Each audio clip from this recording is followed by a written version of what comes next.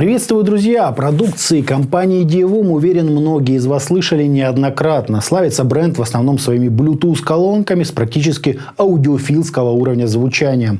Но узнаваемости ему добавили так называемые пиксельные экраны с анимацией. Да и сам продолжаю пользоваться подобным, сделанным в формате эдакого старого пузатого монитора с клавиатурой. Но сейчас речь не о том. Сегодня я предлагаю познакомиться с новым направлением компании Slink сумка с тем самым пиксельным экраном. Собственно, поехали. Приходит сумка в относительно небольшой картонной коробке желтого цвета с QR-кодом для скачивания приложения и обозначением защиты от воды. Внутри находим, конечно же, небольшой набор макулатуры и непосредственно герои обзора. На ней, как видите, даже осталась карточка сертификации, не стал ее срезать до обзора. Выглядит сумка, конечно же, очень круто. Сразу ощущается эта водоотталкивающая ткань. Везде ровная строчка и, что гораздо важнее, металлическая фурнитура. По материалам заявлено полиэфирное волокно, вспененный полиэтилен и савилен. Снизу и по бокам находятся стяжечки, позволяющие уменьшать объем, или наоборот максимально его увеличивать. Сзади имеем резиновую такую ручку для фиксации где-то на чемодан, или просто для переноса в руке. И рядом находится первый скрытый карман. Как бы вы ни носили данную сумку, он окажется максимально близко к вашему телу, а следовательно в нем нужно хранить деньги, документы и все остальное, требующее высочайшего уровня контроля.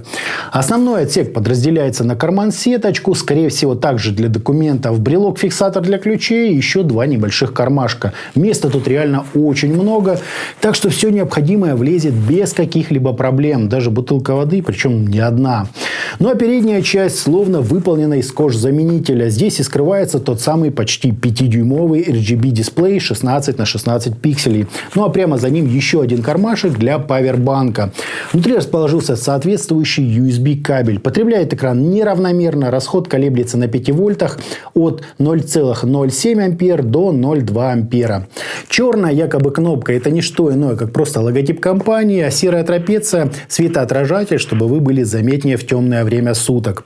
Ремешок, на мой взгляд, довольно надежный. Его хватает, чтобы разместить сумку спереди на груди, сзади на спине, или на поясе. Защелка здесь пластиковая, но приличной толщины, а фиксатор сделан из металла. Сама же она точно не отстегнется. При этом, чтобы ее снять, достаточно потянуть за небольшую здесь петельку. Держится все надежно, носить на себе в принципе удобно. Если не хотите привлекать излишнего внимания, просто отсоедините павербанк, и никому и в голову не придет, что на сумке есть экран. А если хотите, наоборот, выделиться или подчеркнуть свою индивидуальность, подключайте аккумулятор и, как говорится, в путь.